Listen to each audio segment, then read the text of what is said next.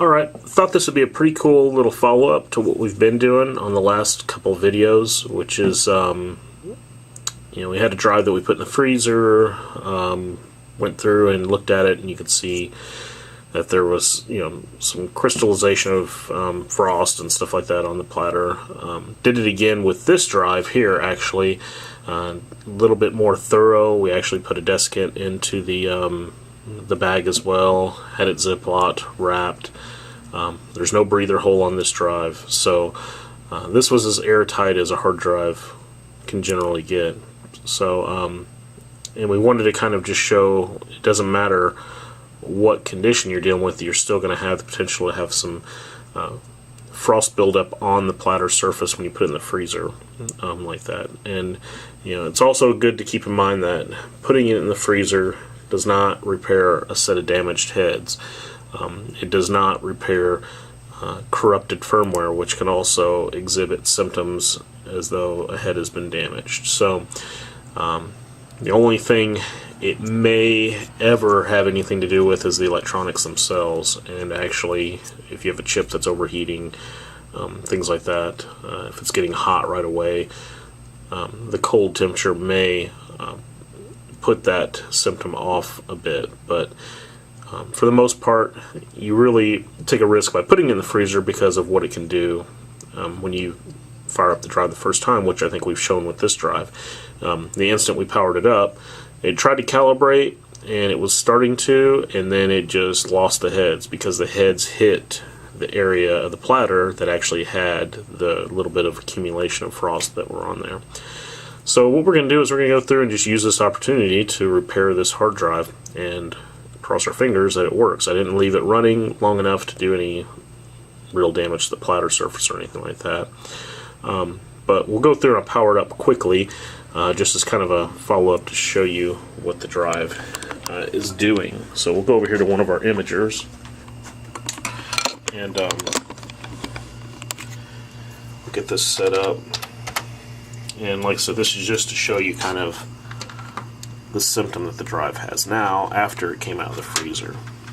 Now watch, it'll probably work, but it didn't work whenever we first pulled it out.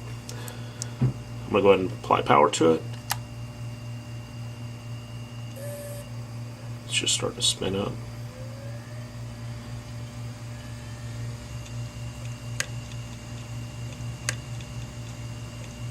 Okay, you hear the head clicking. That's that ticking sound. Okay, I'm going to go ahead and spin that down. So basically what we have here is a drive that was working before we did the last video. Put the drive in the freezer for about 18 hours. Pulled it out of the freezer and immediately went to go power it up, and this is the symptom that it had. So there's no doubt that that's a head problem. As soon as we open the drive up, you can see frost that accumulated on the platter surface. So we're going to go through now and swap out these heads, put another set of good heads in there, and see if it works. So we'll get started on the next phase of it.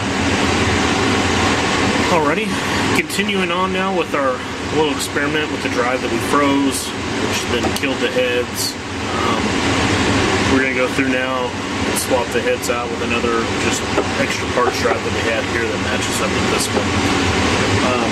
So the first thing we're going to do is go through and disassemble this drive, and I want to show you something that's kind of unique with Western Digital drives. Like I said, this is very informal. I'm not even planning on even going through and doing like a full recovery on this drive or anything like that. I just want to kind of show what it is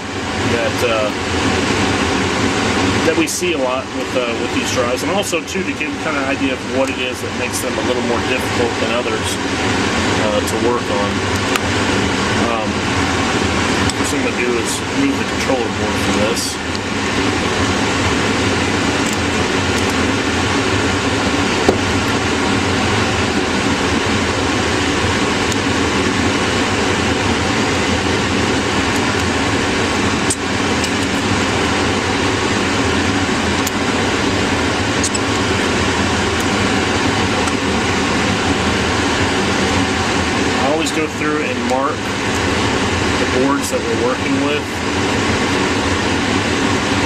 to make sure I mark everything. I just want to make sure nothing, there's nothing that gets confused here. We definitely don't want to go through and put the wrong set of heads on a drive. One thing I'll show you though too, we get a lot of times people send in drives and they're like, oh, well, I just wanted to see if there was anything scratched on the platter or what it looked like inside. With Western Digital drives, the way that they are set up, the head alignment on these is actually crucial, and it's pretty much determined initially by the cover of the case cover alignment. And so you don't necessarily have to remove, even if you were in a clean room environment or anything like that. A lot of times even we don't go through and just, with disregard, just start taking the case cover off on these drives, because it may create more work than what we really need to do. First thing we'll do a lot of times, and it may be a good idea anyway to do it on this one so we're not wasting our time, because we know, like I said, after that drive was frozen, it started clicking right away. There's a little access sticker type deal here underneath the drive. Be really careful about peeling it off. But essentially what it'll do is give you a way of looking at the platter surface without actually having to open the drive. Underneath here you can see the bottom side of the platter through that little opening. Not only that, but even if you don't see anything that's obvious there, you can actually tell if there's any debris that might have floated around in there and got stuck onto this adhesive part of this sticker. So there's that one there, and I don't see anything on there, and I don't see any scratches on the bottom. There's also one on the side too, usually. Like I said, if it's something you're like, wow, it sounds really horrible in my drive. It sounds like somebody dropped a bunch of sand in there. Yeah, it might be okay to go through and just peel that back and take a look before you spend the money shipping it in or something. Because if you see it looks like charcoal inside it on that label or anything like that, that's a good sign that the platter's damaged, and there's really no reason of even sending it in at that point. So just a little FYI.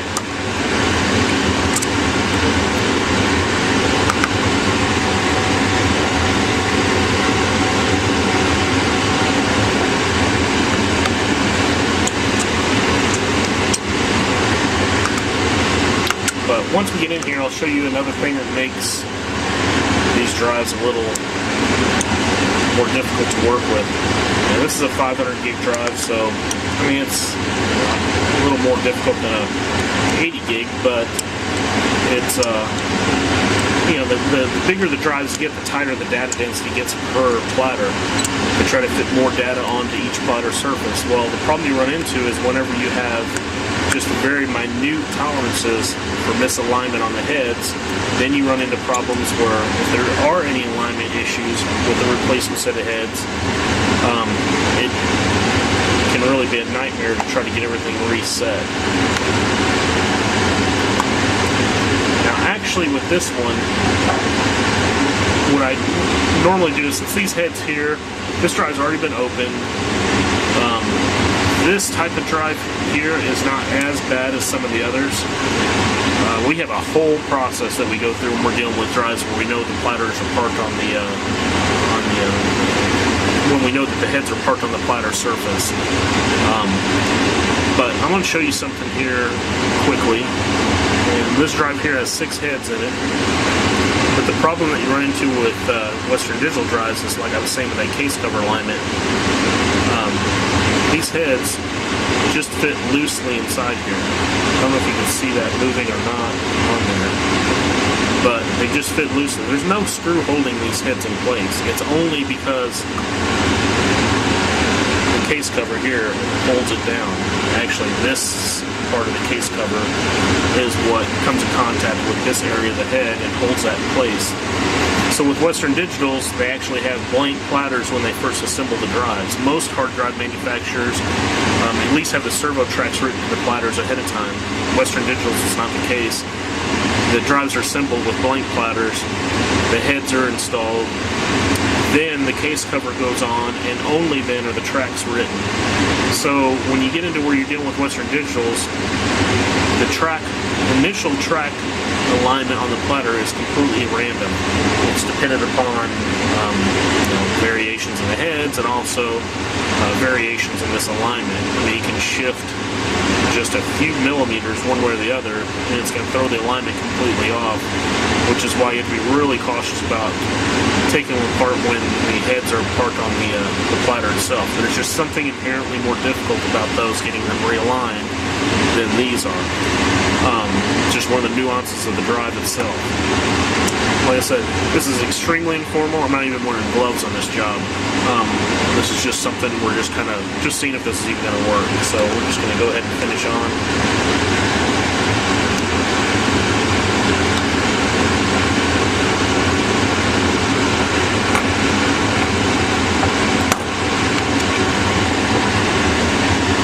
I have a tool for doing this, but it's hard to do it with the camera right here for removing those magnets, and it works a lot better than just using a screwdriver. But again, this is not an actual customer drive. From there, we'll go through and I'll pull this up. Now, another thing also is these out of here.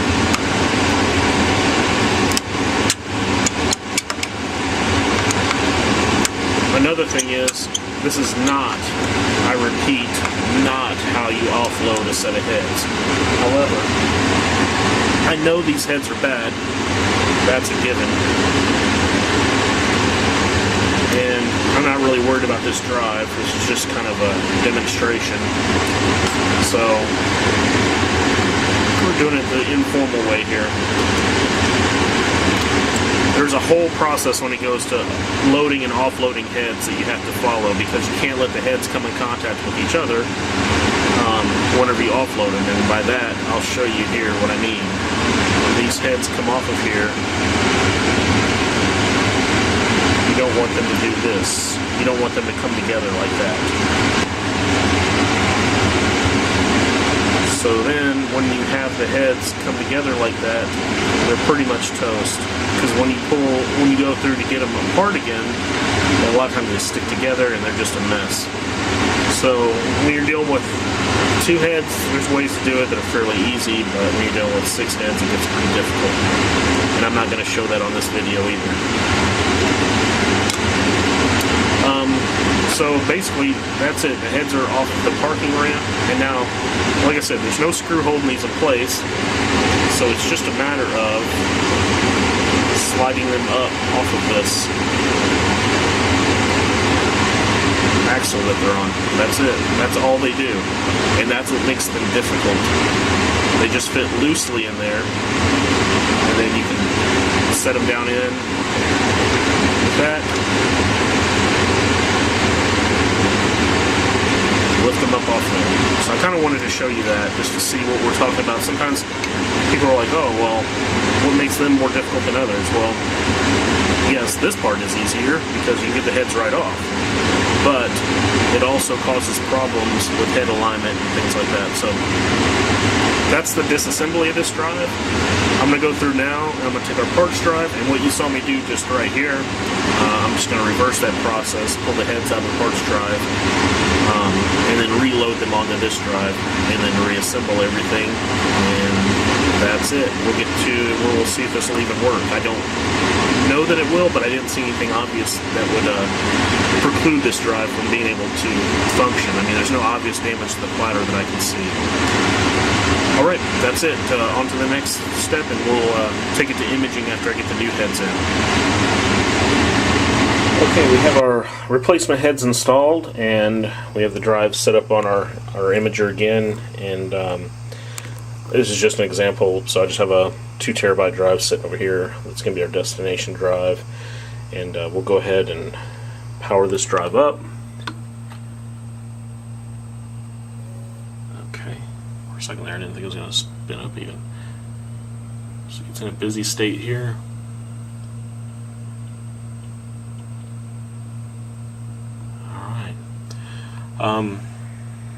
Looks like the heads took, so that's good, and we'll refresh, and yep, there is our drive again. Sweet. Okay, and we'll go through and just, I'm not going to build a head map or anything like that on here. I'm just going to go through and just see if I can even get it to start the imaging process.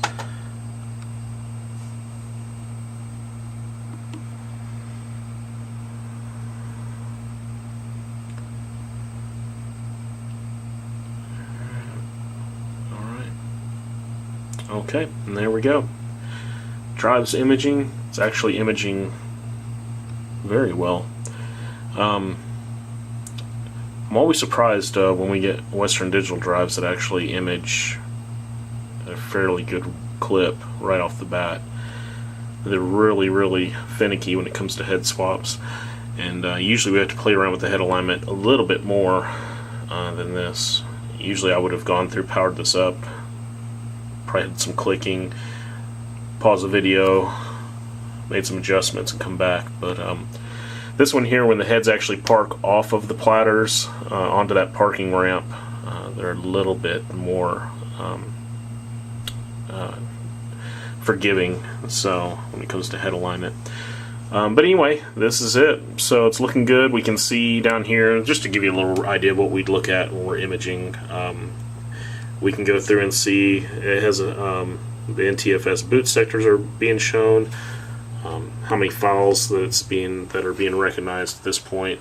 It also gives us some indication of the types of files that it's seen that are the most critical usually, such as images. So here it's already detected 71 image files and 9 Microsoft Office files, and these are executables here that's detected. So anyway, all in all, pretty good deal, and it's going along and imaging now, so that was a perfect follow-up to our putting the hard drive in the freezer, killing those heads, and then going back and fixing the drive. So thanks for watching. If you have any questions, please visit our website at acsdata.com.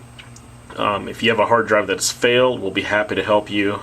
We don't charge any evaluation fees on anything ever. Doesn't matter what type of RAID array configuration or hard drive type that it is, no evaluation fees at all. So it costs you absolutely nothing for us to look at your drive. Also, in most cases, we don't charge any attempt fees either. Standard hard drives like this, no attempt fees. The only time we ever charge an attempt fee is if a drive's already been opened by another company, or you get into some of the really big RAID arrays and things like that. So anyway, that's it. Visit our website again, acsdata.com, or give us a call, 1-800-717-8974. Thanks for watching.